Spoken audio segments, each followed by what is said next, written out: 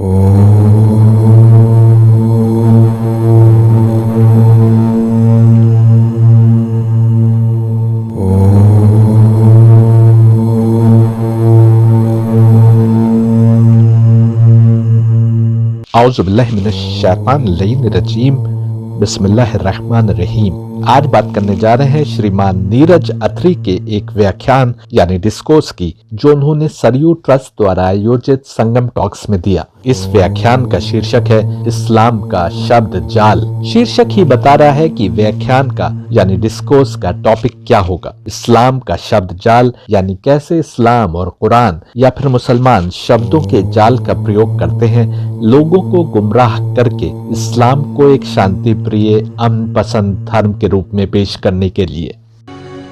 सबसे पहले आप सभी को नमस्ते जो यहाँ आज संडे को सुनने आए हैं, और रुचि जी आपका बहुत बहुत धन्यवाद है मेरा परिचय देने के लिए, और सरयू ट्रस्ट और राहुल देवान जी दोनों का बहुत बहुत आभार है कि वो बार बार मुझे इस तरह का एक अवसर देते हैं ताकि मैं अपनी बात आप लोगों के साथ साझी कर सकूं। नीरज अत्री भी अपनी इमेज उन लोगों में बनाते जा रहे हैं जिनकी मुख्य रुचि, ऐसा प्रतीत होता है, सनातन धर्म को समझने की जगह इस्लाम में कमियां त्रुटियां ढूंढने में है। ये लोग टीवी पर भी जाते हैं और ऐसे कुछ दूसरे लोग भी हैं, जिनमें एक राहुल आर्या हैं, जिनके एक वीडियो का हमने कुछ समय पूर्व उत्तर दिया था, और वहां जाकर डिबेट्स में इस्लाम पर इनकी इकट्ठा की हुई जानकारी दूसरों से साझा करते हैं। यदि ये ज्ञान जो इन्होंने अर्जित किया है सात्विक नियत से है तो हमें इसकी कदर करना चाहिए। मैंने भी तो इस्लाम को पढ़ने समझने के साथ सनातन धर्म, क्रिश्चियनिटी, जुडाइज्म, बुद्धिज्म, यहाँ तक कि ताओइज्म और मजूसी धर्म को थोड़ा थोड़ा समझने की कोशिश की है, लेकिन मेरी नियत मेरे लिए सत्य मार्ग ढूंढने की थी। और अब यदि कुछ समझ पैदा हो गई है तो मैं आपसे साझा करने की कोशिश करता हूँ। मैं यदि कुरान को डिवाइन मानता हूँ तो गीता और वेद को भी डिवाइन किताबें मानता हूँ, और मैं हमेशा से बस यही कहता हूँ कि एक ही सनातन मार्ग है, एक ही दीन अल क़य्यिम है जो हमेशा से सत्य है और सत्य रहेगा, और उस मार्ग को ठीक ठीक न समझने के कारण तमाम धर्म और उनके सेक्ट्स बने हैं। पर हर किसी की नियत सात्विक है नहीं कहा जा सकता। किसी भी धर्म में सात्विक कर्म की, अमेलुस सालिहात की बड़ी महानता है। यदि कर्म सात्विक नहीं है तो फिर या तो वो दुनिया के किसी लाभ के लिए होंगे और या फिर शैतानी यानी तमसिक ताकतों के लिए होंगे। एजेंडा वो शैतानी ताकतें डिक्टेट करेंगी, और ऐसे में हमें नुकसान उठाने के लिए तैयार रहना चाहिए, विशेषकर आध्यात्म का नुकसान, स्पिरिचुअल वैल्यूज का नुकसान, अंततः दुनिया का नुकसान, क्योंकि कृष्ण बताते हैं कि हमारे कर्म इस दुनिया को नाश की ओर ले जा रहे हैं। पर असलियत यह है कि बहुत ही कम लोग मिलते हैं जो सात्विक नियत से ज्ञान प्राप्त करते हैं। यदि अपना धर्म सही से समझा होता तो दूसरे के धर्म में त्रुटियां नहीं ढूंढ रहे होते, क्योंकि हर किसी का धर्म दूसरों की चिंता छोड़ अपनी आत्मा को आगे बढ़ाने की शिक्षा देता है। हम सब की कोशिशें यही होनी चाहिए कि चारों ओर फैली गुमराही में हम हक का मार्ग तलाश लें, क्योंकि अब कलयुग का अंत होने को है। यदि इस जन्म में हमने सत्य मार्ग नहीं ढूंढा तो बहुत देर हो जाएगी। आइए देखते हैं श्रीमान नीरज अत्री अपने व्याख्यान में इस्लाम में क्या क्या त्रुटियां, कमियां निकाल रहे हैं, और फिर देखेंगे कि उनकी निकाली त्रुटियां कितनी जायज हैं, कितनी नाजायज। हमारे देश में जब भी हम कभी इस्लाम की बात करने लगते हैं, और स्पेशली अगर उसका हम कोई क्रिटिकल एनालिसिस करने लगते हैं, तो एक लेबल लगा दिया जाता है कि ये तो हिंदू मुस्लिम करते हैं या ये नफरत फैलाने की बात करते हैं। तो उस तरह से उसको एक नेगेटिव कॉनोटेशन देने की कोशिश होती है।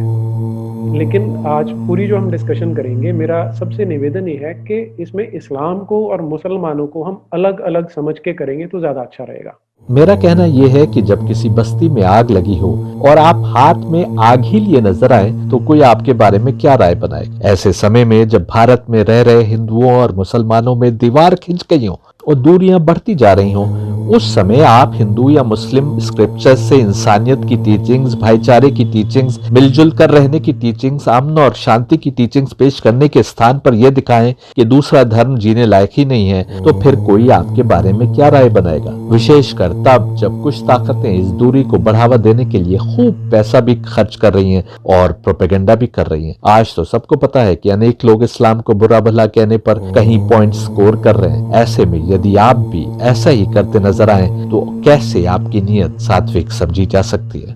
आप कह रहे हैं कि हमारे देश में जब भी हम कभी इस्लाम की बात करते हैं और स्पेशली उसका यदि हम क्रिटिकल एनालिसिस करने लगते हैं तो एक लेबल लगा दिया जाता है कि ये तो हिंदू मुस्लिम करते हैं या ये नफरत फैलाने की बात करते हैं।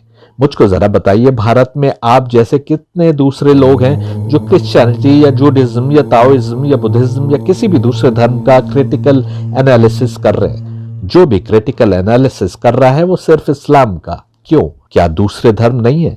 बल्कि हकीकत तो यह है कि ये हिंदू होते हुए हिंदुइज्म का भी क्रिटिकल एनालिसिस नहीं कर रहे। यदि आपको कुछ पॉइंट्स चाहिए किसी भी धर्म का क्रिटिकल एनालिसिस करने के लिए तो मैं पॉइंट्स देने के लिए तैयार हूं। बल्कि यदि आप मुसलमानों का क्रिटिकल एनालिसिस करते तो भी मैं आपकी रहनुमाई करने के लिए तैयार रहता। लेकिन आप ये साबित करने की कोशिश कर रहे हैं कि इस्लाम ही गलत है, इस्लाम में ही खोट है। तो मैं इसको गलत ठहराता हूं, क्योंकि ये महज एजेंडा है, प्रोपेगेंडा है। कुरान और सनातन स्क्रिप्चर्स का सोर्स एक ही है, मैं साबित कर रहा हूं। कोई यदि सनातन स्क्रिप्चर्स पर हमला करेगा तो वहां भी मैं डिफेंड करने के लिए सामने आऊंगा और बोलूंगा कि ये स्क्रिप्चर्स भी डिवाइन है और इनमें कोई खोट नहीं हो सकती। लेकिन यदि कोई कहेगा कि सनातन स्क्रिप्चर्स का ट्रांसलेशन गलत हुआ है और आज के हिंदू सनातन स्क्रिप्चर्स की असली टीचिंग से बहुत दूर भटके हुए हैं, तो मैं इस कथन से न केवल सहमत हूं बल्कि ये साबित भी कर रहा हूं। आप यदि हिंदू धर्म में पैदा हुए हैं तो नीरज अत्री जी हो या राहुल आर्य, आपने कभी किसी वीडियो में हिंदू धर्म का क्रिटिकल एनालिसिस भी तो किया होता। हिंदू धर्म में कितने ही मतों के मानने वाले लोग हैं, कितने हैं जो साईं बाबा को हिंदू धर्म का हिस्सा ही नहीं मानते, कितने देवी देवताओं और कुल देवताओं को मानते हैं। हिंदू धर्म के मानने वालों में कितनी अनाप शनाप मान्यताएं और रस्म रिवाज आ गई हैं, लेकिन आप किसी का भी क्रिटिकल एनालिसिस नहीं करते। क्यों? आपने किसी और धर्म का भी कभी क्रिटिकल एनालिसिस किया होता तब आप कह सकते थे कि जब कभी हम इस्लाम का क्रिटिकल एनालिसिस करते हैं तो हम पर लेबल लगा दिया जाता है, ये हिंदू मुस्लिम करते हैं, ये नफरत फैलाने की बात करते हैं। मैंने बहुत से धर्म थोड़े थोड़े पढ़े, सनातन धर्म, बुद्धिज्म, ताओइज्म, इस्लाम, क्रिश्चियनिटी, ज़ोरोस्ट्रियनिज्म, जुडाइज्म आदि। हर धर्म की किताबों में लोगों ने थोड़ा बहुत लिटरेचर ऐसा डाल दिया है कि उस पर उंगली उठाई जा सकती है। यहूदियों और क्रिश्चियनिटी की किताबों में खुदा के नाम पर लड़ने और खुदा की हुकूमत कायम करने के लिए कितनी जगह लिखा है। यदि आपने नहीं देखा तो मैं आपको दिखा सकता हूँ, लेकिन आप ऐसा नहीं करते। यहूदी और ईसाई भी नहीं करते, क्योंकि वो उन किताबों को खुदा का कलाम मानते। गीता में भी कृष्ण सामने वालों को खुदा के लिए कत्ल कर देने की ही तो बात कर रहे हैं, लेकिन आप उनको भी गलत नहीं कहते क्योंकि आप मानते हैं कि ये खुदा का कलाम है। लेकिन इस्लाम में इसी प्रकार की आयतें जब आप देखते हैं तो क्योंकि आप उसको खुदा का कलाम नहीं मानते, क्योंकि मुसलमानों ने आपस में लड़कर और दूसरों को मारकर अपनी इमेज ऐसी नेगेटिव बनाई है, और क्योंकि आपकी नियत सात्विक नहीं दिखाई देती, इसलिए आप उस डिवाइन मैसेज को बिगाड़ कर पेश करते हैं। अपने व्याख्यान में नीरज अत्री जी ने गहन रिसर्च के बाद कुरान से चुनकर 6 ऐसी आयतें निकाली हैं जिनके बारे में उनका कहना है कि मुसलमान इन आयतों को सामने पेश करते हैं ये दिखाने के लिए कि इस्लाम शांति की शिक्षा देता है। लेकिन यदि हम इन आयतों के पीछे जाएं तो ये आयतें भी शांति की शिक्षा देने के स्थान पर उससे विपरीत संदेश देने की कोशिश कर रही हैं। नीरज अत्री जी कोशिश कर रहे हैं ये बताने की कि जब मुसलमान कुरान से शांति और अमन की आयतें निकाल कर लाए और उन्हें पेश करें तो वो केवल उनका एक दिखावा है, छल है, या जैसा कि उनके व्याख्यान का शीर्षक है, वो केवल एक शब्द जाल है। और कुरान की आयतें वैसा कुछ नहीं कह रही जैसा कि अपने शब्द जाल के द्वारा मुसलमान बताने की कोशिश करते हैं। ये एक बहुत ही महत्वपूर्ण मुद्दा है और हमें देखना जरूरी है कि क्या वैसे ही है जैसा कि नीरज अत्री आरोप लगा रहे हैं या साबित करने की कोशिश कर रहे हैं। आगे बढ़े इससे पहले कलयुग के हालात पर 2 आंसू रोने का मन करता है। अपनी आत्मा के उत्थान की चिंता छोड़ हर कोई दूसरों के धर्म में त्रुटियां ढूंढने में लगा है। हिंदू मुसलमान के धर्म में और मुसलमान हिंदू के धर्म में, दोनों दूसरे को गुमराह ठहराने की कोशिश में, दोनों अपने गिरेबान में झांकने को तैयार नहीं। क्या हमने अपना धर्म जिसमें हमने जन्म लिया है वो सही सही समझा है? क्या हमने सत्य मार्ग को पहचान लिया है? नहीं, क्योंकि यदि हमने धरती पर अब तक के अपने जीवन में सत्य मार्ग को पहचान लिया होता और उस पर चलने के लिए अपने को तैयार कर लिया होता तो आज हम मोक्ष पाकर इस दुनिया से निकल गए होते। आज हम यहाँ सांस ना ले रहे होते और एक दूसरे में खामियां ना निकाल रहे होते। हमारी आत्मा को बीमारियों ने जकड़ रखा है, तभी हम आज तक इस दुनिया की कैद से निजात पाने लायक नहीं बन पाए। अब हम मुसलमान भी किसे कहते हैं? जिसने किसी मुस्लिम परिवार के घर में जन्म ले लिया, हम उस पे लेबल चिपका देते हैं कि ये मुसलमान है। जबकि अगर आप टेक्निकली एक मुसलमान की डेफिनेशन देखने जाएँगे, तो जो कुरान को, हदीस को, मोहम्मद को फॉलो करता है, वो मुसलमान होता है। तो एज़ अ रिज़ल्ट बच्चे ने जब जन्म लिया है, तो ना वो हिंदू है, ना मुसलमान है, उसकी कोई आइडियोलॉजी नहीं है इस तरह की। पर हम उस पे इमीडिएटली एक लेबल चिपका देते हैं कि ये तो मुसलमान है, और उसकी काउंटिंग भी, अगर सेंसस आएगा तो उसकी काउंटिंग भी मुस्लिम्स में की जाएगी, जो कि बहुत हाईली क्वेश्चनेबल है, ऐसा होना नहीं चाहिए। तो मेरा ये एक पक्के रूप से मानना है कि बच्चा किस घर में जन्म लेता है, इसमें उसकी कोई गलती नहीं है, और सिर्फ उसने किसी घर में जन्म ले लिया, इसके कारण से हम उसकी निंदा करें या उसके ऊपर कोई लेबल लगाएं, ये हमारी बहुत बड़ी गलती होगी। ऐसा कभी नहीं करना चाहिए। हमें मेरिट पे देखना चाहिए कि बच्चा जब बड़ा होता है तो उसको क्या आइडियोलॉजी उसे फीड की गई है, उसके एक्शंस कैसे हैं, उसका बिहेवियर कैसा है, तब हम उसको जज कर सकते हैं। और उसका एक खुला हुआ सबूत यह है कि हमको दूसरों के धर्मों की चिंता है, अपने को अपने धर्म द्वारा बताए जा रहे सत्य मार्ग पर चलाने की चिंता नहीं है।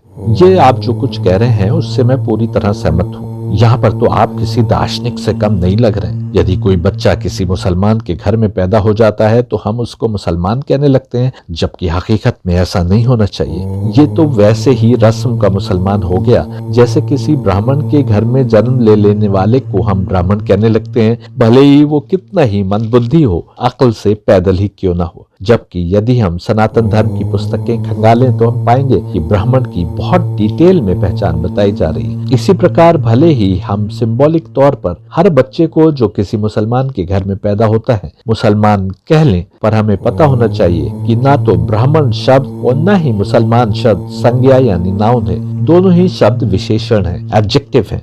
इस पर मैं द ट्रू वॉइस के अपने पहले ही lecture do Muslims use the term काफिर रॉन्गली में बता चुका हूँ कि शब्द मुस्लिम या मुसलमान भी नाउन नहीं है, संज्ञा नहीं है। हमने शब्द मुसलमान को नाउन समझ लिया है। हम समझते हैं कि जो पैदा हो गया किसी मुसलमान घर में और चाहे जो कुछ भी कर रहा हो वो मुसलमान है।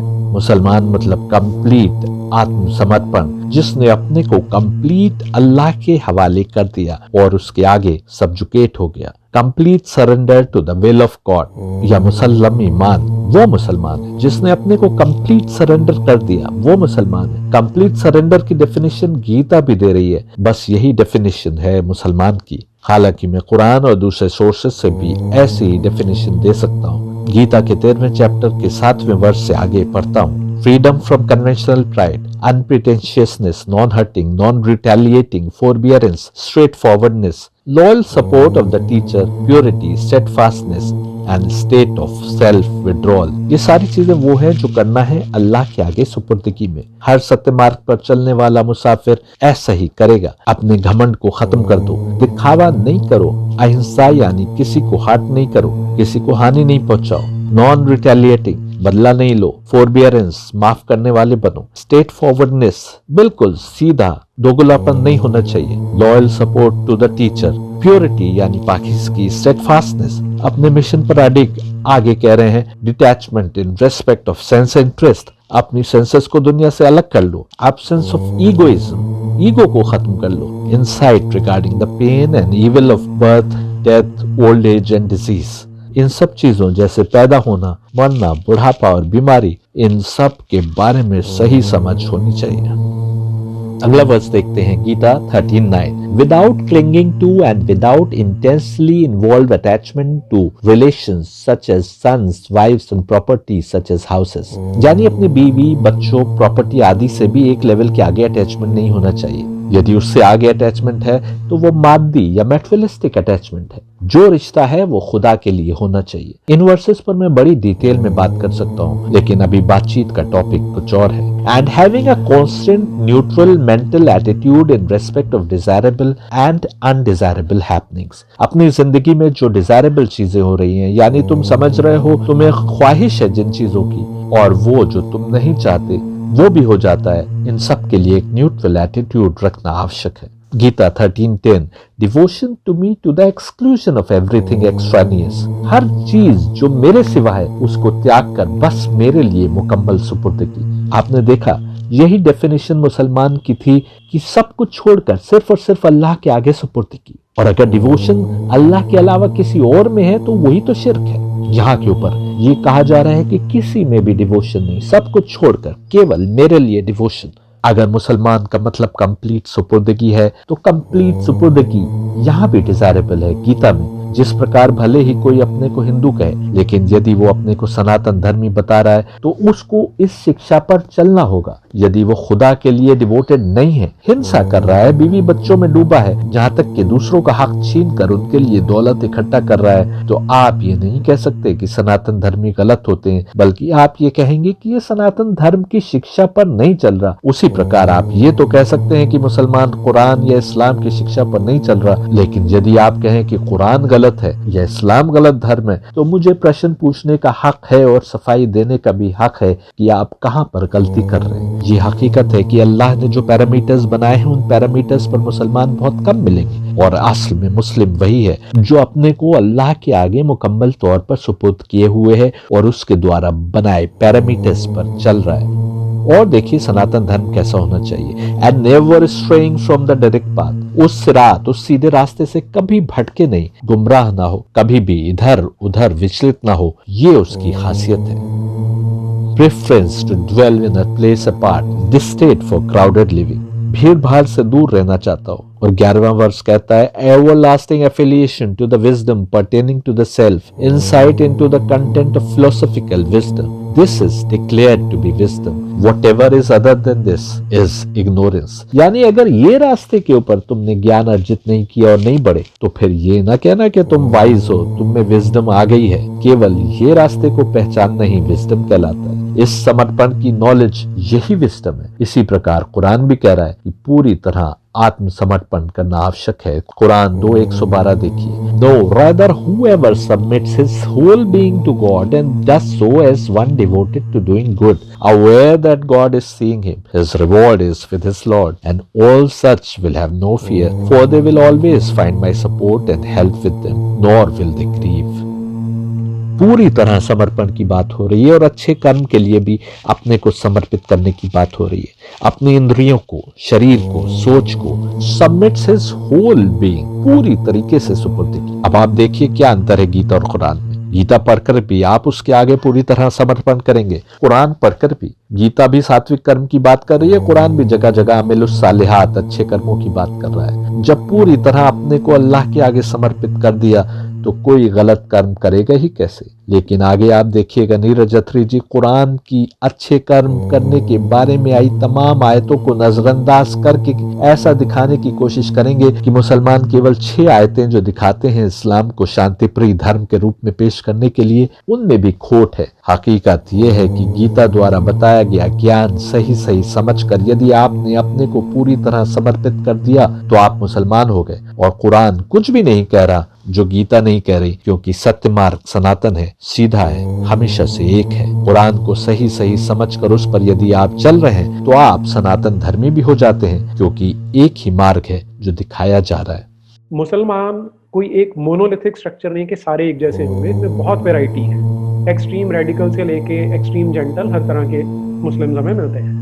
यहाँ पर मैं पूरी तरह से नीरज अत्री जी से सहमत हूँ। इसमें कोई शक नहीं कि मुसलमान कोई एक मोनोलिथिक स्ट्रक्चर नहीं है कि सारे एक जैसे होंगे। मुसलमानों में एक्सट्रीम रेडिकल से लेके एक्सट्रीम जेंटल हर तरह के मुस्लिम हमें मिलते हैं। पर जरा अपने इस सेंटेंस पर थोड़ा सा और गौर फिक्र करो। क्या कारण है मुसलमान कोई एक मोनोलिथिक स्ट्रक्चर नहीं है और एक्सट्रीम रेडिकल से लेकर एक्सट्रीम जेंटल तक मुसलमान हमें मिल जाएंगे? जरा सोचो, यदि इस्लाम रेडिकलिज्म सिखा रहा होता तो फिर एक्सट्रीम जेंटल मुसलमान क्यों कर मिलते? क्यों विश्व भर के मुसलमानों का एक बहुत छोटा सा परसेंटेज ही एक्सट्रीम रेडिकल नजर आता है? इसका अर्थ यह हुआ कि एक्सट्रीम रेडिकल होने के पीछे इस्लाम कारण नहीं है। फिर क्या कारण है? कारण यह है कि असली इस्लामिक टीचिंग्स पर चल ही नहीं रहे। और यदि समझना चाहते हो तो जिहाद पर मेरे 4 लेक्चर सुनो। जो लोग भी हिंसा में लगे हैं या घृणा और नफरतें फैला रहे हैं उनकी आत्मा बीमारियों में जकड़ी है। याद रखो, आज तुम धर्म या जाति या रंग या नस्ल के नाम पर हिंसा करोगे, कल उसी धर्म या जाति या रंग या नस्ल में पैदा कर दिए जाओगे ताकि अपने लगाए नफरत के बीच का फल तुम उधर के बनकर भुगतो। ऐसा ही है खुदा का इंसाफ।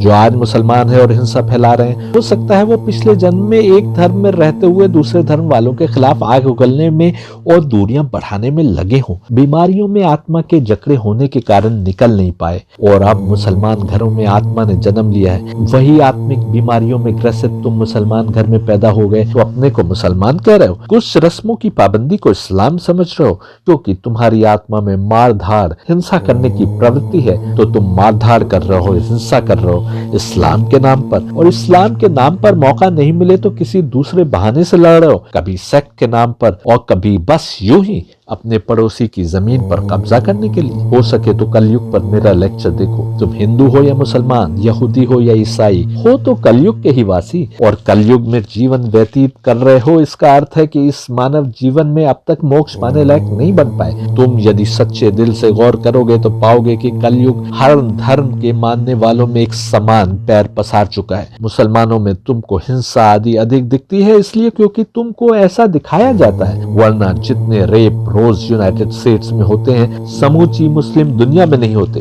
भारत में आज भी कभी किसी दलित युवती के मारे जाने की खबर आती है तो कभी किसी प्रॉपर्टी डीलर के कत्ल की, कभी दहेज के मांगने पर किसी की खुदकुशी की और कभी किसी के रेप की। नक्सल और अर्बन नक्सल की बहस में तुम पढ़ते हो, फूलन देवी या वीरप्पन के बारे में सुनते हो तो कभी मन में ये नहीं आता कि ये हिंदू है क्योंकि तुम जानते हो कि अधिकतर हिंदू ऐसे नहीं होते। लेकिन अब तुमको बताया जा रहा है कि अधिकतर मुसलमान एक समान होते हैं, जबकि हकीकत तो ये है कि ये सब के सब भी कलयुग की बीमारियों में घिरे हैं और वो सब के सब भी। मुसलमानों में भी बहुत अच्छे लोग भी हैं और बहुत खराब भी, जैसे दूसरे धर्मों में भी तुम देख सकते हो। पर यह सब कहने का अर्थ ये नहीं है कि मैं मुसलमानों को दोष मुक्त कर रहा हूँ। यदि तुम मेरे लेक्चर सुनते रहते हो या मेरी किताबें पढ़ी हैं तो तुम जान रहे हो कि मेरा मानना है कि मुसलमान प्रॉफेट मोहम्मद के बाद ही असल इस्लाम से भटकना प्रारंभ हो गए थे। करबला और हुसैन पर मेरे लेक्चर सुनो। प्रॉफेट मोहम्मद के इस दुनिया के जाने के बाद 50 वर्ष के अंदर मुसलमान असल दीन से ऐसा भटक गए थे कि उन्होंने प्रॉफेट मोहम्मद के परिवार को ही बड़ी बेदर्दी से कत्ल कर दिया। इससे बड़ा क्या सबूत हो सकता है इनके असली दीन से भटकाव का। प्रॉफेट मोहम्मद के घर के लोगों और उनके साथियों को कत्ल करके जो सबसे अधिक प्रॉफेट मोहम्मद की टीचिंग्स पर जिंदगी गुजार रहे थे, उस वक्त के खलीफा ने दरअसल प्रॉफेट मोहम्मद की टीचिंग्स का ही कत्ल कर डाला। जैसे कह रहा हो कि अब मेरी खिलाफत में इन टीचिंग्स की आवश्यकता नहीं, मेरा रास्ता तुम्हारे रास्ते से जुदा है। प्रॉफेट मोहम्मद के जाने के बाद 50 वर्ष के अंदर अपने को मुस्लिम दुनिया का खलीफा कहने वाला शासक सात्विक मार्ग छोड़ रजसिक भी नहीं बल्कि शैतान का तमसिक मार्ग चुन चुका था। उससे और क्या उम्मीद की जा सकती थी। नीरज अत्री कह रहे हैं, मुसलमान कोई एक मोनोलिथिक स्ट्रक्चर नहीं कि सारे एक जैसे होंगे, इनमें बहुत वैरायटी है। एक्सट्रीम रेडिकल से लेके एक्सट्रीम जेंटल, हर तरह के मुस्लिम्स हमें मिलते हैं। यदि एक मोनोलिथिक स्ट्रक्चर देखना हो तो करबला में आइए, जहां बूढ़े हबीब इब्ने मज़ाहिर और मुस्लिम इब्ने औसजा से लेकर 13 वर्ष का कासिम और यहाँ तक कि नन्ना अली असगर सब एक कैरेक्टर जीते नजर आते हैं। एक समान सिचुएशन में सब एक समान ही रिएक्ट करते नजर आते हैं। दिव्य आत्माएं जब अरब में मानव शरीर में अवतरित हुई तो वो भले ही 14 शरीर में पैदा हो रही थी। प्रॉफेट मोहम्मद खुले शब्दों में कह रहे थे कि हम अहल बैत में से पहला भी मोहम्मद है, अंतिम भी मोहम्मद है, बीच वाला भी मोहम्मद है, सबके सब मोहम्मद है। उनका मतलब यही था कि ये भले ही अलग अलग जिस्मों में अलग अलग समय में पैदा हुए हों, क्योंकि एक ही सोर्स से जुड़े हैं, इसलिए ये एक ही समान एक्ट और रिएक्ट करेंगे यदि इनके सामने एक समान सिचुएशन पेश की जाए। ये हसन और हुसैन की 20 वर्ष की मेहनत थी कि उन्होंने असली इस्लाम की शिक्षा में चलने वाली एक छोटी सी जमात ऐसी तैयार कर ली थी जो बिल्कुल एक समान एक्ट कर रही थी और रिएक्ट कर रही थी। जो उस रूहानी लेवल पर नहीं थे वो पहले ही हुसैन का साथ छोड़कर जा चुके थे। यदि आज अल्लाह का नाम लेने वाले एक मोनोलिथिक स्ट्रक्चर में नहीं बंधे हैं, उनमें बहुत वैरायटी है, एक्सट्रीम रेडिकल से एक्सट्रीम जेंटल दिखाई दे रहे हैं, तो इसलिए कि उन्होंने असली इस्लाम का दामन छोड़ दिया है। अधिकतर केसेस में विभिन्न बीमारियों में ग्रसित आत्माएं बस अपनी अपनी बीमारियों के साथ जी रही हैं। हिंदू भी ऐसे ही कर रहे हैं, बुद्धिस्ट भी, यहूदी, ईसाई और मुसलमान भी। गोश्त खाने वाला यदि कुछ एक्स्ट्रा कोशिश नहीं करेगा अपनी आत्मा को साधने की तो उसमें पशुवृत्ति तो नजर आएगी। हिंदुओं में भी जैसे गोश्त खाने की आदत बढ़ती जा रही है, अधिक हिंसात्मक होते जा रहे हैं। तुम्हें बताया जाता था पशुवृत्ति को कंट्रोल करने का तरीका, कैसे तुम खुदा के आगे कंप्लीट सरेंडर करके तुम्हारे अंदर जो पशुवृत्ति है उससे छुटकारा पा सकते हो। तुमने वो राह नहीं पकड़ी, इसलिए आज बदनाम जमाना हो। ऑन द अदर हैंड, जो इस्लामिक थियोलॉजी है, जो विचारधारा है, वो फिक्स्ड है। वो आज से 1400 साल पहले, ऑलमोस्ट 1400 साल पहले फिक्स हो गई थी, या अगर तब 100% फिक्स नहीं हुई थी तो तब उसका एक ऐसा स्ट्रक्चर बन चुका था कि वो रिजिड है। उसमें आप छोटी छोटी चीजें तो फिट कर सकते हैं कि कोई मौलाना मौलवी मिलके कोई चर्चा करके कुछ थोड़ा बहुत आधा परसेंट 1% तो उसमें चेंज हुआ है, लेकिन अदरवाइज वो 1400 साल से वैसी ही चल रही है। तो हम उसे समझने की कोशिश कर सकते हैं और समझना चाहिए भी।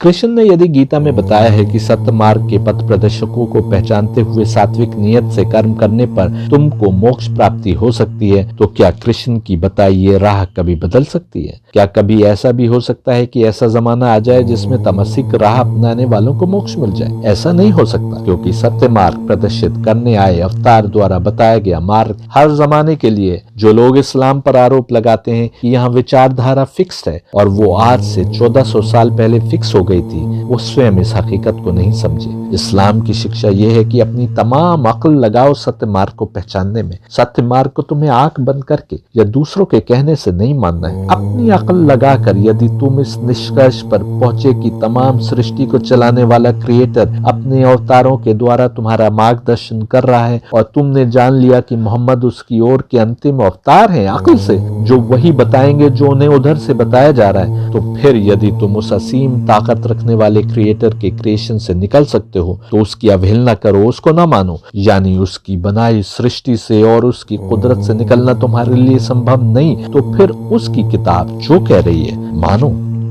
अब चूचरा की गुंजाइश कहां से आई? हकीकत तो यह है कि यदि तुम कृष्ण को विष्णु अवतार मान रहे हो तो गीता के संदेश को जानने की कोशिश करते रहना और उस पर चलना तुम्हारी जिम्मेदारी है। कुरान तो साफ कह रहा है कि ईमान वाले की पहचान यह है कि जो किताबें और सहीफे उसके रब की ओर से आए हैं उन पर यकीन रखता है और उनमें अंतर नहीं करता। यानी यदि कुरान, इंजील, ज़बूर और अन्य सहीफे और किताबें और गीता, वेद आदि साबित हो जाते हैं कि रब की ओर से हैं, जो कि हैं, तो उन सब को एक समान इज्जत देनी है, उन सब को समझने की एक समान कोशिश करनी है और सबको एक समान मानना है बिना किसी हील हुज्जत के।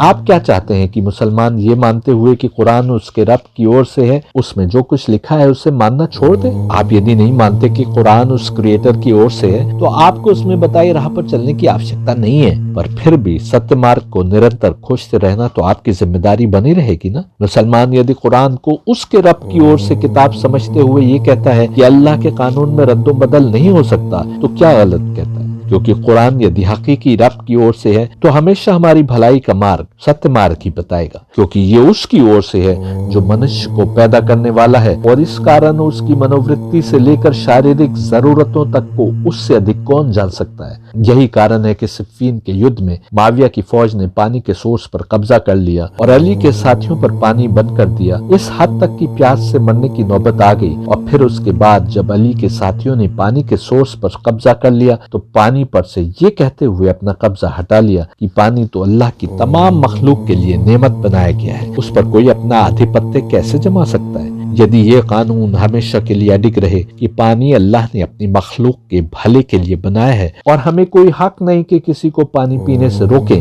तो इंसानियत का भला ही तो होगा। कुरान के कानून यदि हर जमाने में फॉलो किए जा रहे होते पूरे के पूरे, तो इंसानियत आज कहीं की कहीं होती। यदि अपने को मुसलमानों के खलीफा होने का दावा करने वाला माविया पानी पर कब्जा जमा ले तो जो असल इस्लाम जानता है वो इसको गैर इस्लामी अमल बताएगा। इस्लाम के कानून हमेशा के लिए थे, इसलिए सिफ़ीन वाले वाक़े के 20 वर्ष बाद जब हुर के 1000 प्यास से मरते सिपाहियों ने अली के बेटे हुसैन का मार्ग रोका तो हुसैन ने भी उस समय सही मौका देखते हुए युद्ध करके हुर के सिपाहियों को मार देने की जगह अपने पास मौजूद पानी से हुर और उसके सिपाहियों को पानी पिलाया। लेकिन दूसरी ओर माविया के बेटे यजीद द्वारा भेजी गई फौज का कैरेक्टर भी माविया के कैरेक्टर से जरा भी भिन्न नहीं दिखाई दिया और यजीद ने अपनी 30,000 फौज का पहरा नदी पर लगा दिया कि हुसैन और उनके करीब 150 साथियों तक पानी नहीं पहुंच सके। यदि अली ने माविया से और हुसैन ने यजीद से युद्ध न किया होता तो क्योंकि ये इतनी बड़ी मुस्लिम हुकूमत में अपने को मुसलमानों का खलीफा कहलवाते थे, इसलिए उनके तर्ज को देखकर कोई ये निष्कर्ष निकाल सकता था कि इस्लाम किसी पर पानी बंद करने की इजाजत देता है कि उनके द्वारा किए गए कुकर्म का सैंक्शन शायद इस्लाम दे रहा हो। इस्लाम आपको तब तक समझ नहीं आ सकता जब तक आप ये ना समझ लें कि वो कौन हस्तियां हैं जो असल इस्लाम की चैंपियन है और जिनकी पाकिज़गी की गारंटी स्वयं कुरान ले रहा है।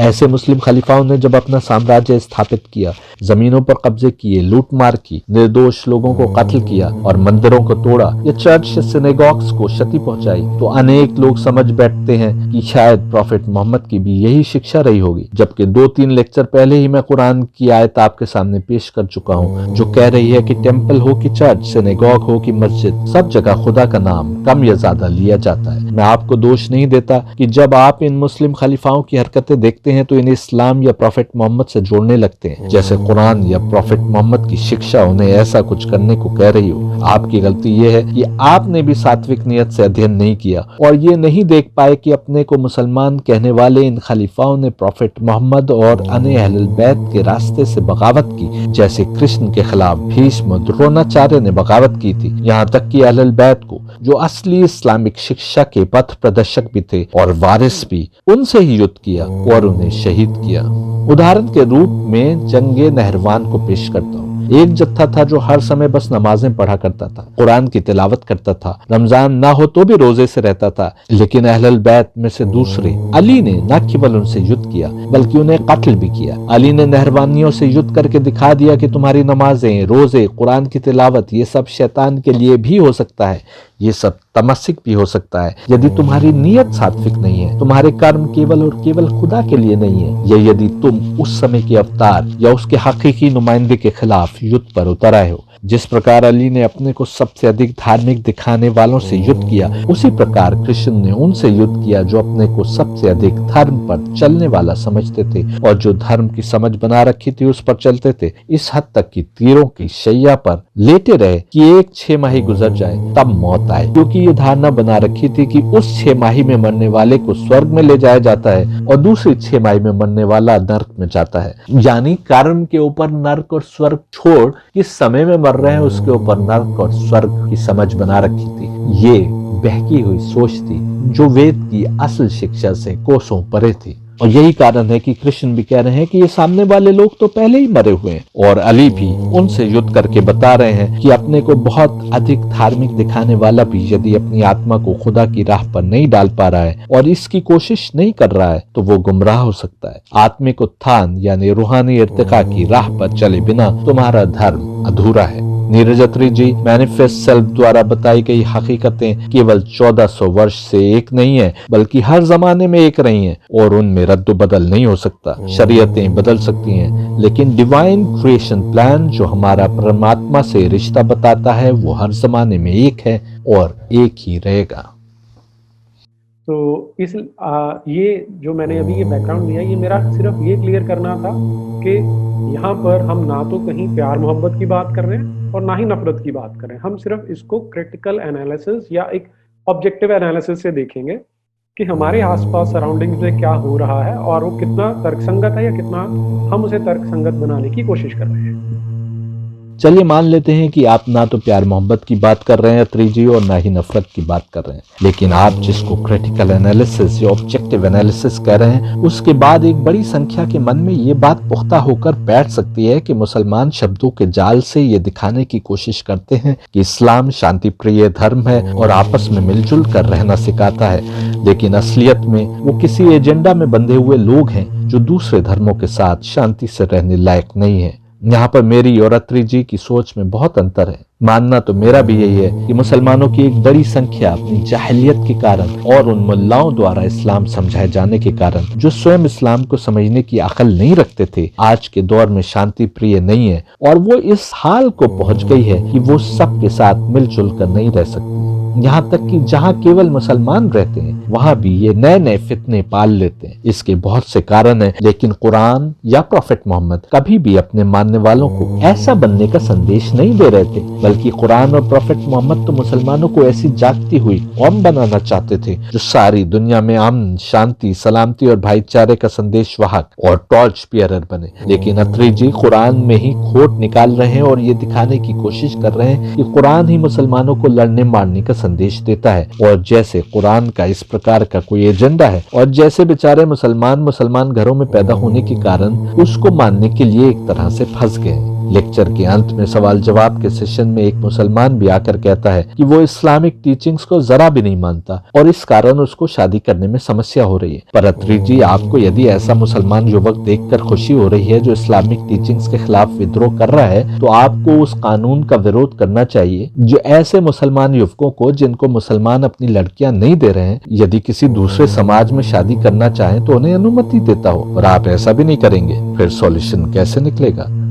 इस सीरीज में हम देखेंगे कि अत्री जी ने कुरान में से कौन सी आयतें पेश की हैं जो उनके अनुसार मुसलमान शब्दों का जाल बिनकर अमन और शांति का पैगाम देती हुई पेश करते हैं, जबकि वो आयतें, जैसा अत्री जी दिखाने की कोशिश कर रहे हैं, दरअसल अमन और शांति का संदेश नहीं दे रही हैं। हम ये भी देखेंगे कि क्या अत्री जी वाकई एक स्वच्छंद क्रिटिकल एनालिसिस या ऑब्जेक्टिव एनालिसिस कर रहे हैं, या पहले से किसी एजेंडा में बंधे होने के कारण या कुरान से अपने मन मुताबिक कुछ साबित करने की अपनी आरज़ू के कारण ऑब्जेक्टिविटी को बलि की भेंट चढ़ाए दे रहे हैं। और आज क्योंकि टॉपिक मेरा ये है कि कुरान की कुछ आयतें हैं जिनको प्रेजेंट किया जाता है और वो एक अलग ढंग से प्रेजेंट किया जाता है, तो वहाँ से मैं इसकी जो डिस्कशन है वो शुरू करूँगा। ऐसी जो मैंने अपनी डेली प्रैक्टिस में देखी है, डेली लाइफ में देखी है, ऐसी 3 आयतें मुझे देखने को मिलती हैं जिनको आधा अधूरा बता के या आउट ऑफ कॉन्टेक्स्ट बता के इस्लाम की एक अलग सी छवि पेश करने की कोशिश की जाती है। लेकिन वो लिस्ट थोड़ी सी बड़ी है, क्योंकि जब मैंने सर्च करना शुरू किया कि किन किन वर्सेस को, आयतों को यूज़ करते हैं, तो अल्टीमेटली मैंने 6 ऐसी आयतें हैं जो निकाली है इसके लिए। अत्री जी ने मेहनत तो करी है, कुरान पर रिसर्च की है और उन आयतों को छांटने की कोशिश की है जिनको मुसलमान उनके अनुसार आधा अधूरा बताकर, आउट ऑफ कॉन्टेक्स्ट बता के इस्लाम की एक अलग छवि पेश करने की कोशिश करते हैं। हम देखेंगे कि अत्री जी को सारे कुरान में कौन सी 6 आयतें मिली जिन्हें मुसलमान पेश करते हैं और इस संदर्भ में अत्री जी क्या तर्क देते हैं। बस ये देखना आवश्यक है कि गीता और उससे पहले उपनिषद और अनेक ऋषि मोक्ष की राह बता रहे थे, परंतु यदि हम आज भी हैं, इसका अर्थ यह है कि हमारी आत्मा किसी न किसी बीमारी में घिरे होने के कारण उस मार्ग पर आगे नहीं बढ़ पाई जो मोक्ष का मार्ग था। यदि हम अक्ल का प्रयोग करें तो कम से कम अब तो हमें दूसरों की चिंता छोड़ अपने लिए वो मार्ग खोजने और उस पर आगे बढ़ने की भरसक कोशिश प्रारंभ कर देनी चाहिए। पर क्या किया जाए कि हमको स्वयं उस मार्ग को खोजने और उस पर चलने की चिंता नहीं है, बल्कि दूसरों के धर्म में कमियां और बुराइयां ढूंढने की हमें ज्यादा चिंता है। मैं तो 2010 में छपी अपनी किताब में लिख चुका हूँ कि मुसलमान अब अपनी जहालत के कारण ऐसे अंधेरे कुएं में पहुंच चुके हैं जहां से वो निकल ही नहीं सकते यदि हिंदू बड़े भाई बनकर मदद न करे। और यदि मुसलमानों को इज्जत की जिंदगी की तरफ पलटना है तो उन्हें कुरान और सच्चे इस्लाम को खोजकर उस पर आना होगा। लेकिन ऐसा प्रतीत होता है कि कुछ लोगों का एजेंडा यह है कि वो इस्लामी शिक्षा में ही खोट निकालकर धर्म की कुछ कम समझ रखे मुसलमानों में उनके धर्म के प्रति आस्था को कमजोर करते हैं। यदि कुछ लोग समझ रहे हैं कि क्योंकि धर्म के नाम पर समस्याएं सामने आ रही हैं इसलिए उन्हें धर्म को कमजोर कर देना चाहिए, तो ये उनकी बहुत बड़ी भूल है। ऐसी कोशिशें पहले भी हो चुकी हैं, लेकिन समस्या का समाधान नहीं निकल सका, क्योंकि कठिनाई भरी सात्विक सोच तो धर्म ही देता है। ईमानदारी, अहिंसा, इंसाफ आदि के उसूल भी धर्म ही बताता है। यदि धर्म न हो तो फिर इंसान और जानवर में कोई फर्क नहीं रह जाएगा। धर्म नहीं हो तो हर कोई अपनी एनिमल इंस्टिंक्ट के खिलाफ क्यों कर जाएगा। यदि भारत में मुसलमान, ईसाई और सिख नहीं होंगे तो क्या इंसाफ फैल जाएगा? क्या शांति हो जाएगी? क्या जुल्म समाप्त हो जाएगा? नहीं, क्योंकि सात्विक नेचर तो हिंदू भी नहीं जी रहे। उनमें भी अनेक हैं जो दूसरों के हक पर कब्जा करना चाहते हैं। तमसिक सोच वाले कभी भी हिंसा से, जुल्म और नाइंसाफी से बाज नहीं आएंगे। राम और कृष्ण का युग कलयुग नहीं था, पर तब भी हिंसा करने वाले और दूसरों का हक कब्जाने वालों की कमी नहीं थी। आवश्यकता धर्म को कमजोर कर देना या दूसरे धर्मों को समाप्त कर देने की नहीं है, बल्कि आवश्यकता है धर्म की सही समझ पैदा करके उस पर चलने की। तब कलयुग मिटेगा और सतयुग फिर से आएगा। जो सबसे पहला क्वेश्चन माइंड में आना चाहिए, कुरान एक बहुत मोटी किताब है, 6236 आयतें हैं। और जब कोई भी इस्लाम का एपोलॉजिस्ट, जिन्हें मैं आम भाषा में इस्लाम का दुकानदार कहता हूँ, वो आम मुसलमान नहीं है, वो लोग हैं जिनकी रोजी रोटी, जिनका दाल रोटी मक्खन बटर सब इससे चलता है, वो इसको जब पेश करते हैं तो अलग ढंग से पेश करते हैं। लेकिन 6236 आयतों में से केवल 6 शॉर्टलिस्ट हो पा रही है, विच मीन्स 0.01%। ये अपने आप ही सबसे पहली खतरे की घंटी तो ये होनी चाहिए कि ऐसा क्यों है कि इतनी बड़ी किताब में से सिर्फ 6 आयतें निकल रही हैं। और वो भी अभी जब हम डिस्कस करेंगे तो थोड़ा उसमें भी आपको क्वेश्चन मार्क्स दिखाई देंगे। अब अथरी जी अपने टॉपिक पर आ गए हैं। जो लोग इस्लाम की इन आयतों को समझने की कोशिश करते हैं उन्हें आप एपोलोजिस्ट कह रहे हैं और कह रहे हैं कि मैं ऐसे लोगों को आम भाषा में इस्लाम का दुकानदार कहता हूँ। वो आम मुसलमान नहीं है बल्कि वो लोग हैं जिनकी रोजी रोटी, जिनकी दाल रोटी मक्खन बटर सब इससे चलता है। अथरी जी आपका लेक्चर ऑब्जेक्टिव एनालिसिस तो रह ही नहीं गया, क्योंकि आपने प्रारंभ में ही अपने मत से भिन्न दूसरा मत रखने वालों को न केवल एपोलोजिस्ट घोषित कर दिया बल्कि आप ये भी कह रहे हैं कि ये वो लोग हैं जिनकी रोजी रोटी, जिनकी दाल रोटी मक्खन बटर सब इससे चलता है।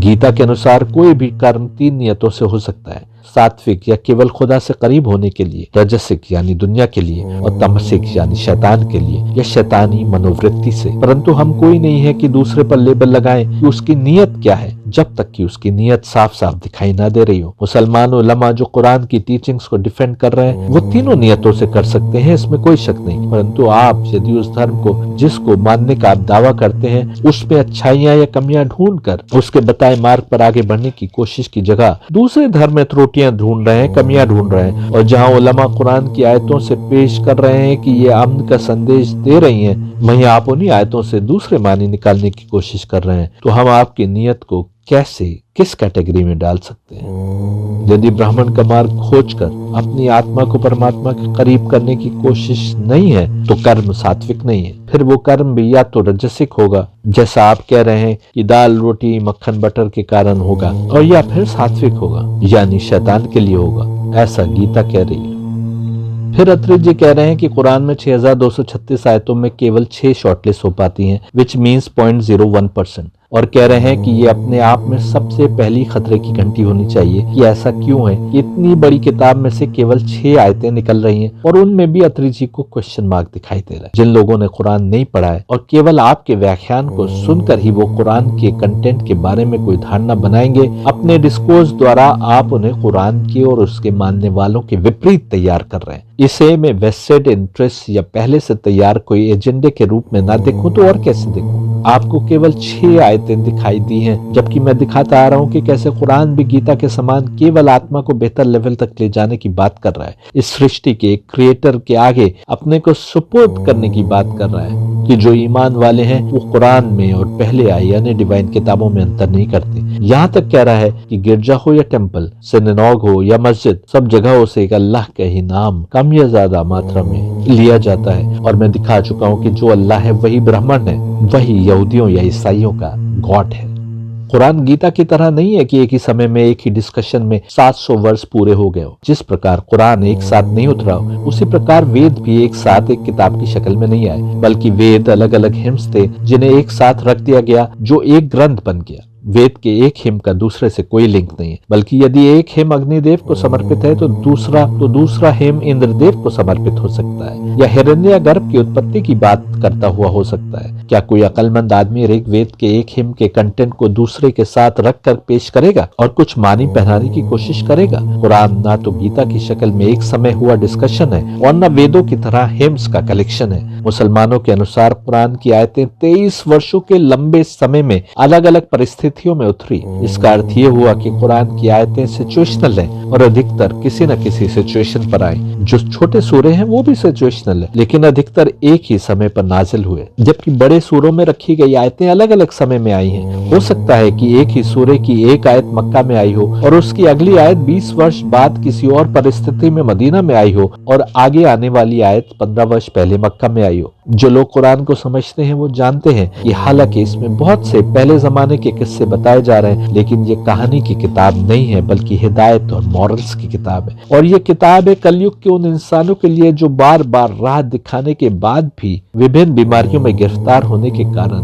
मोक्ष नहीं प्राप्त कर पा रहे हैं। मेरा पिछला लेक्चर था चारों युगों और कलयुग की आयु का सच जानिए। वेद सतयुग में आए थे। वेदों के ज्ञान से लाभान्वित होकर अनेक आत्माएं उस समय ही मोक्ष प्राप्त कर गईं। वे आत्माएं अब पृथ्वी पर नहीं हैं। राम त्रेता युग के अवतार थे जो प्रॉफेट मोहम्मद से 5500 वर्षों से भी पहले पृथ्वी पर अवतरित हुए थे। जिन्होंने राम के मार्ग का पूरी तरह पालन किया, उनकी आत्मा उस समय पृथ्वी के वास से निकल गई। कृष्ण प्रॉफेट मोहम्मद से 3500 वर्ष से भी पहले आए थे। अनेक आत्माएं कृष्ण के द्वारा बताए पथ पर आकर मोक्ष प्राप्त कर इस दुनिया के वास से निकल गईं। फिर बुद्ध आए, किसी और स्थान पर जीसस आए। बात एक था और उसको दिखाने वाले अलग अलग भाषाओं में और अलग अलग समय में अवतरित हो रहे थे। अब कलयुग समाप्त हो चुका था। इताअत गुजार रूहें पहले ही मोक्ष प्राप्त कर चुकी थी। अब तो वो रूहें बची थी जिनके लिए आसान नहीं था कि वो मोक्ष प्राप्त कर पाएंगी, क्योंकि यदि वे लोग अपनी आत्मा को डेवलप कर पाने में सक्षम होते तो कब के निकल गए होते। अब इस मानवतार को समाप्त करने का समय नजदीक था। वो समय आने वाला था कि यह मानवतार समाप्त भी कर दी जाए और अनेक आत्माएं मोक्ष प्राप्त करने से रह जाए। वेद, गीता, कुरान एक ही सोर्स की किताबें थी, पर अब टोन वो नहीं रह सकती थी जो सतयुग में, त्रेता युग में या द्वापर युग में थी। अब तो बस वो लोग बचे थे जिनसे बहुत कम उम्मीद बची थी।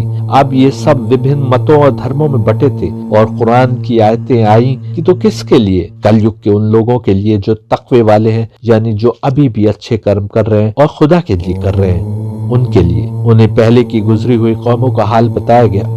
उन्हें पहले आए अनेक पैगंबरों के बारे में बताया गया। अब जरूरत थी बहुत से डूज और डोंट्स बताने की, ताकि ये लोग जो अब तक अपनी आत्मा को विभिन्न बीमारियों से दूर नहीं कर पाए, वो अपनी आत्मा को टेम कर सके, वश में कर सके। पहले के गुजर जाने वाले लोगों को इसकी जरूरत नहीं थी, क्योंकि उस समय पुण्य अधिक थे और पाप कम थे। अब पाप अधिक हैं और पुण्य कम। प्रॉफेट मोहम्मद और अहलुल बैत द्वारा दिव्य आत्माओं ने एक और कोशिश की राह दिखाने की, और इस प्रकार कुरान एक मुसलसल किताब की शक्ल में नहीं, बल्कि अलग अलग समय, अलग अलग हालात में आए उपदेश के संकलन के रूप में एक किताब बनी, जिसमें हर आयत के आने के पीछे कोई न कोई कहानी है, और किसी भी आयत से पहले या बाद वाली आयत उससे जुड़ी हुई हो भी सकती है और नहीं भी। मैं उदाहरण देता हूँ। प्रॉफेट मोहम्मद अंतिम हज से वापस आ रहे थे। हजारों मुसलमान मक्का से वापस मदीना आ रहे थे। गदीर खुम के स्थान पर प्रॉफेट मोहम्मद थे, तो जो आयत आई वो कुरान के 5वें सूरे की 67वीं आयत है। O messenger, deliver what has been revealed to you from your Lord, and if you do it not, then you have not delivered his message, and Allah will protect you from the people. Surely Allah will not guide the unbelieving people. ए रसूल, कह दीजिए जो आपको आपके रब की ओर से पहले ही बताया जा चुका है, और यदि आप ऐसा नहीं करेंगे तो गोया आपने रसूल होने का हक पूरा नहीं किया, और अल्लाह आपकी लोगों से हिफाजत करेगा। यकीनन अल्लाह झुटलाने वालों को हिदायत नहीं देगा। अब जरा ध्यान दीजिए, गदीर खुम के मैदान में नाजिल होने वाली ये आयत कुरान के 5वें सूरे की 67वीं आयत है, 67th आयत है। जब ये आयत आई तो प्रॉफेट मोहम्मद ने अपने साथियों से कहा कि सबको जमा करो। जो आगे बढ़ गए थे उन्हें वापस बुलाया गया, और जो पीछे थे उन्हें तेज आने को कहा गया। जब सब इकट्ठा हो गए तो प्रॉफेट मोहम्मद ने वो बहुत ही महत्वपूर्ण स्पीच दी, जिसको खुतबे गदीर खुम कहा जाता है। इस स्पीच में उन्होंने अली को अमीरुल मोमिनीन और मौला घोषित किया। जब ये सब हो गया तो कुरान की एक और आयत आई, जिसमें ऐलान था कि आज दीन कामिल हो गया, यानी पूरा का पूरा दीन दे दिया गया और अल्लाह की ओर की नेमतें पूरी हो गई। मुसलमानों को समझना चाहिए कि प्रॉफेट मोहम्मद की स्पीच में ऐसा क्या था जिसको बताने के लिए इतनी तैयारी की गई और जिसके बताने के बाद दीन मुकम्मल हो गया। आयत कहती है, this day have I perfected for you your religion and completed my favour on you and chosen for you Islam as a religion. इस स्पीच की समाप्ति के बाद कुरान की जो आयत आई वो 5वें सूरे की 3री आयत है।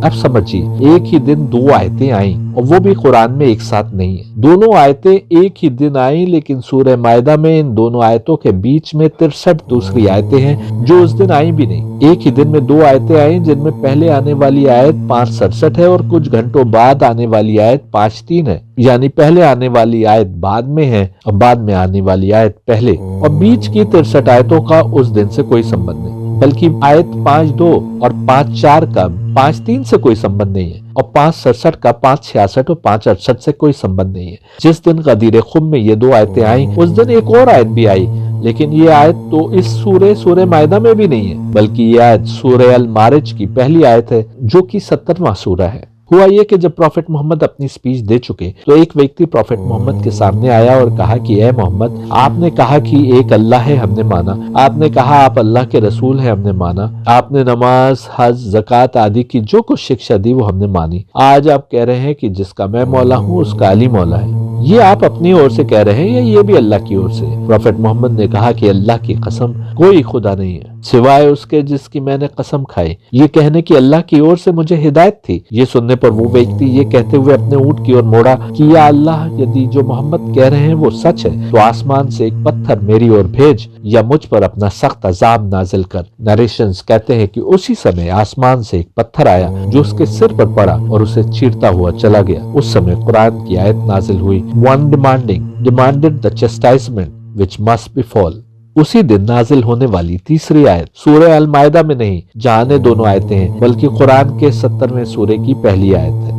मैंने ये सब आपको इसलिए बताया क्योंकि मुसलमान जब कुरान की किसी आयत का हवाला देते हैं तो बस वही आयत बताते हैं और उसके पहले बाद की आयतें इसलिए नहीं पेश करते क्योंकि उन्हें पता है कि हर आयत अपना संदेश अलग दे रही है। कौन आयत कहाँ और किस परिस्थिति में आई उसको समझे बिना आयत को नहीं समझा जा सकता। आमतौर पर कुरान पर हमला करने वाले केवल आयत को पेश कर देते हैं जो उनके गढ़े उद्देश्य को दर्शाती दिखाई दे रही होती है, लेकिन ये नहीं देखते कि वो आयत कुछ खास परिस्थितियों में नाजिल हुई थी और हर जगह उसको लागू नहीं किया जा सकता। उदाहरण के तौर पर कृष्ण जब अर्जुन से कहते हैं कि मार दो या मारे जाओ, दोनों हालात में तुम्हारी बेहतरी है, तो क्या आप इसको हर आमने सामने की झड़प में लागू कर सकते हैं? या जब कृष्ण कहते हैं कि जो सामने हैं वो तो पहले ही मरे हैं और उनका सफाया करके अर्जुन केवल एक रस्म पूरी करेंगे, तो क्या ये कथन आप हर युद्ध में लागू कर सकते हैं? वहां तो आपको याद रहता है कि ये कथन कृष्ण ने अर्जुन से एक खास परिस्थिति में, एक खास युद्ध में कुछ खास लोगों के लिए कहा था जिनकी आत्मा किस लेवल पर है ये परमात्मा का अवतार समझ रहा था।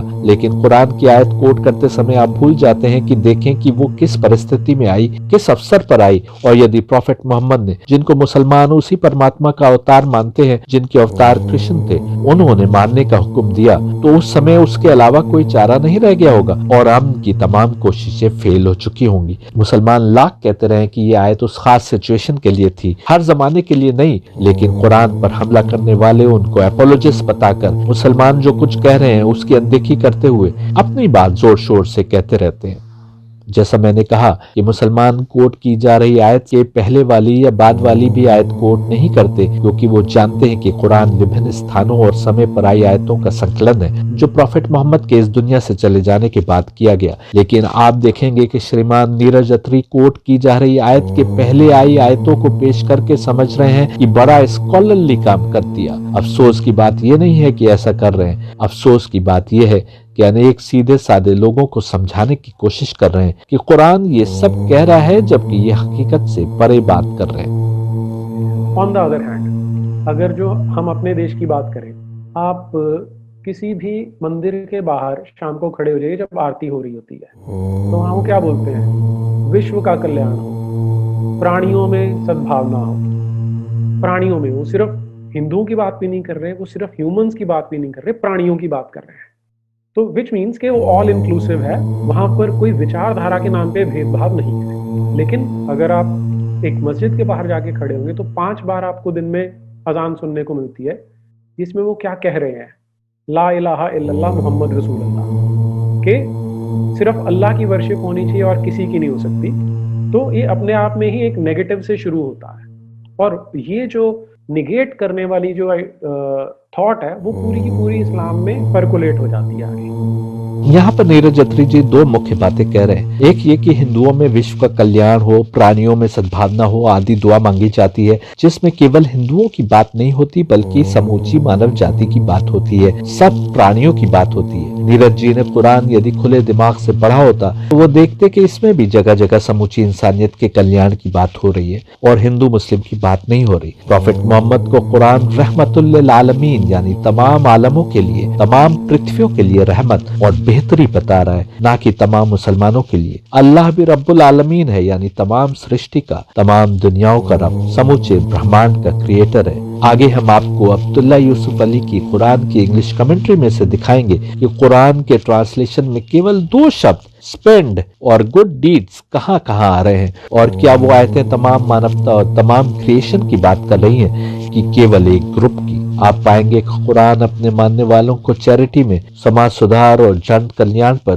खर्च करने की और अच्छे कर्म करने की इतनी जगह बात कर रहा है कि हमको एक पूरा लेक्चर केवल उन आयतों को आप तक पहुंचाने के लिए डिवोट करना पड़ेगा जिसमें शब्द स्पेंड या गुड डीड्स आ रहे हैं। आप इस निष्कर्ष पर पहुंचे बिना नहीं रह पाएंगे। नीरज अत्री जी, जिनको कुरान में केवल 6 आयतें ऐसी मिली जिनको मुसलमान अपनी सफाई में पेश करते हैं, वो या तो इतनी समझ नहीं रखते थे कि अन्य आयतों को समझ सकते, या फिर वो किसी एजेंडे के तहत सिर्फ एक आंख से देख रहे हैं और सिर्फ 6 ही आयतें निकाल रहे हैं जिन पर उन्हें अपनी बुद्धि के अनुसार कुछ मवाद भी मिलता दिख रहा है, उन आयतों पर क्वेश्चन मार्क लगाने के लिए। आगे के लेक्चर्स में हम ये 6 आयतें भी देखेंगे और देखेंगे कि उन पर जो क्वेश्चन मार्क नीरज अत्री जी लगा रहे हैं वो क्या है। अभी इस लेक्चर को यहीं पर समाप्त करते हुए हम आपसे अगला लेक्चर भी सुनने का आग्रह करते हैं, जिनमें कुरान की केवल वो आयतें पेश करेंगे जिनमें अब्दुल्ला यूसुफ अली की कमेंट्री में शब्द स्पेंड और गुड डीड्स आए हैं। देखिएगा अवश्य।